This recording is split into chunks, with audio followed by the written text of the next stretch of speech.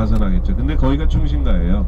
그래서 무슨 대성, 그 다음에 어디 샤이오리아, 뭐 빌루스, 뭐 아우구스트.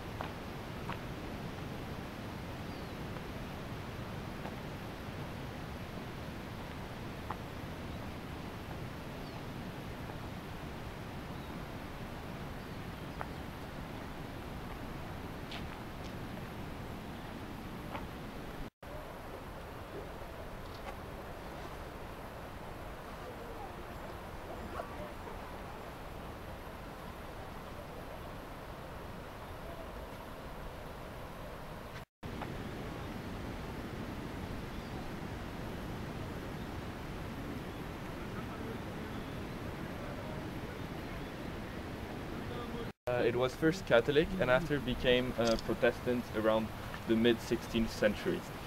What's interesting about this church is not the fact that it's the biggest nor the oldest, but it's the best preserved. Inside, 95% of the wood is original, and outside you have just the shingles were changed 2 years ago, and before that 300 years ago, and only one of the dragon heads was changed in the 1738, the bottom right one.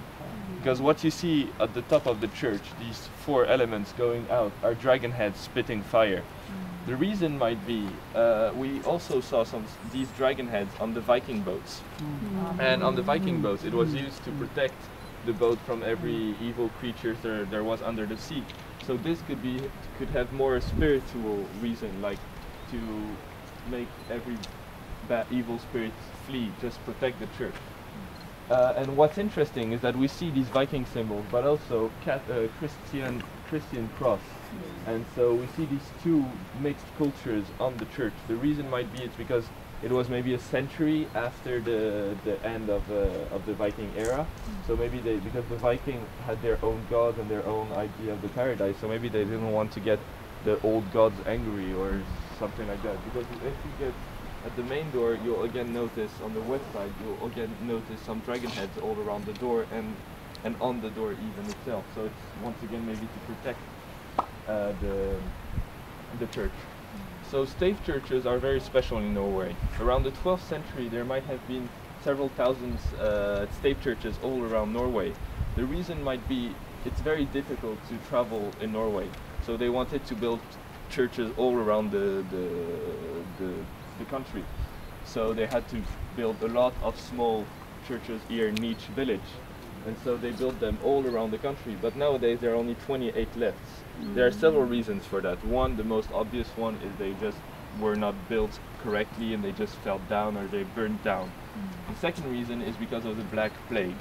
Around the mid-14th century, people just fled from the country because of the Black Plague, and they didn't come back for nearly 200 years. And so they couldn't maintain the churches that were already built, so they just fell down, and they couldn't build any new stave churches. So it just the number went down. The third reason, I'm sorry, is because in 1851 there was a law that said that the church had to get a third of the village, sitting places for a third of the village. And you're going to see, once we're inside, there are only sitting places on the side, only benches on the side, and we could maybe put 100 people in there maximum. And around the 1800 there was maybe 1100 people in Borgund. So that's why they built this church over there, the red one, in 1868. But we were lucky because most of the stave churches were just torn down to build the new church above it. That's why also a lot of stave churches disappeared. But we're lucky because this church was built near it and we could keep the Borgund Stave church.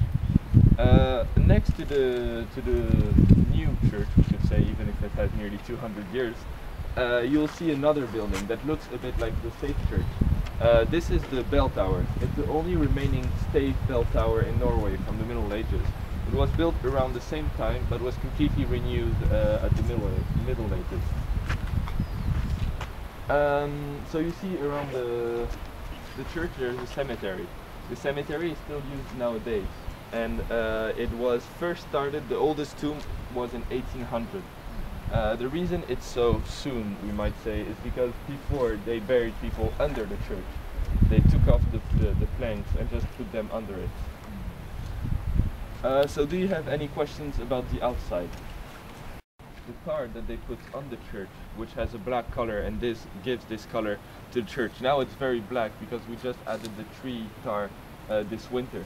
The tar is made with pine sap and several other elements like maybe coal, and they burn it to make it, to put it afterwards on the church. This technique was even used before the construction of the church on Viking boats to make them waterproof. So they thought, why not use this technique on a wooden church? So we had to put it every 5 years since its construction. And so this is what gives this the color to the church and made it still resist. The other element is the stone foundation. For that, the wood is not directly in contact with the humid ground, so the wood won't rot. So they thought about a lot of elements for the church.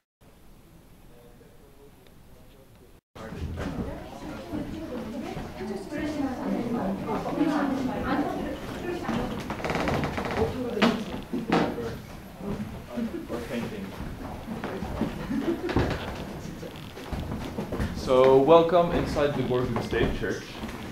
Once we're inside, we can directly notice this church was built for St. Andrews because we can see some St. Andrews cross all around it. All around here, even on the walls.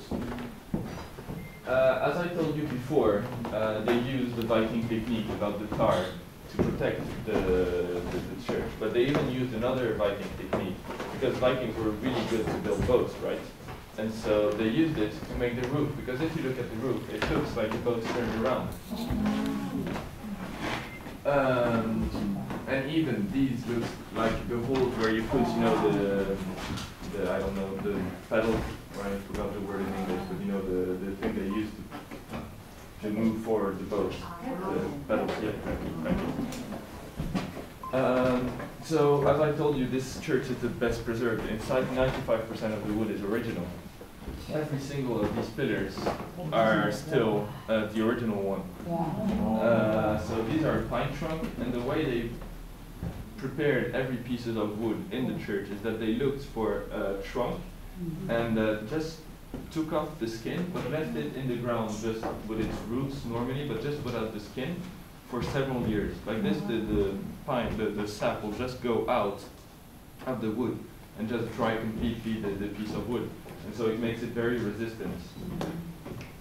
If you look at each end of pillars, you can see some little heads. If you count all of them, you have 10. Plus these two here, you count 12. So 12, we will directly think about the 12 apostles. But the problem is, there are cat heads, and if I got my history right, I don't think cats were apostles.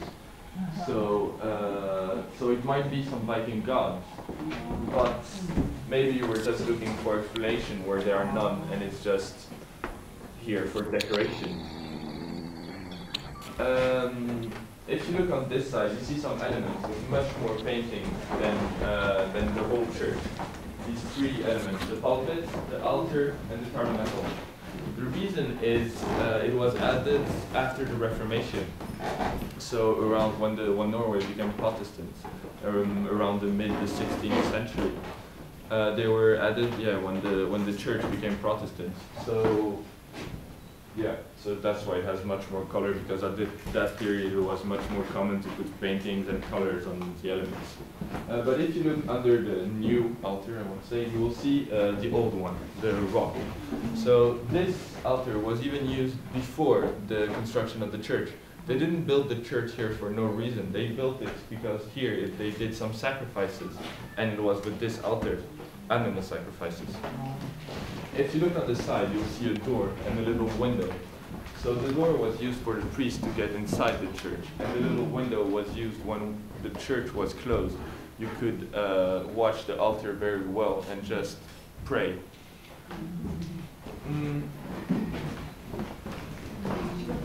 Original door, and the lock is still the original one, and we still use the same key that is 900 years old, the big key like this, to close and open the church every day. Yeah, you see how big the lock is, you can imagine how the key is. Yeah, so here again you see some dragon heads around the lock and the handle. So thank you for listening. If you have any questions, I will be here, and otherwise, I hope you enjoyed it. Thank you. Thank you very much. No problem. What is that?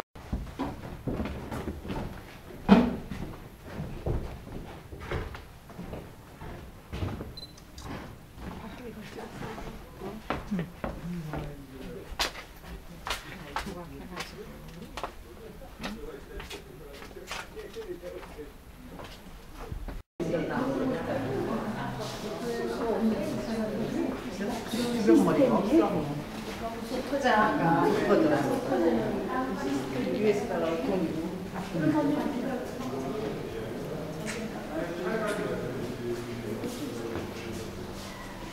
기계가 전통적인 안 쓰잖아. 노르웨이 가보자. 눈이 기계가 얘기가 나도 여름이라고 했었는데 겨울에 베트남이죠.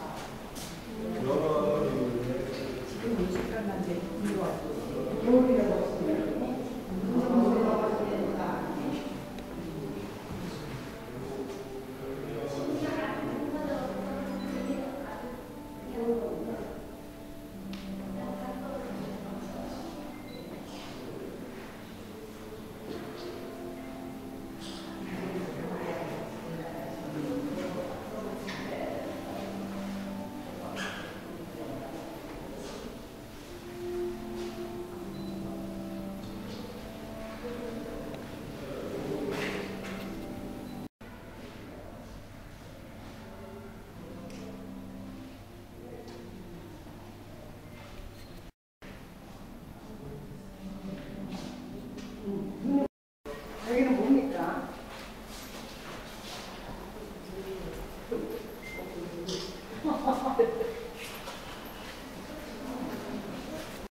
그림이 그려 있잖아. 이제 계속 조각해 나.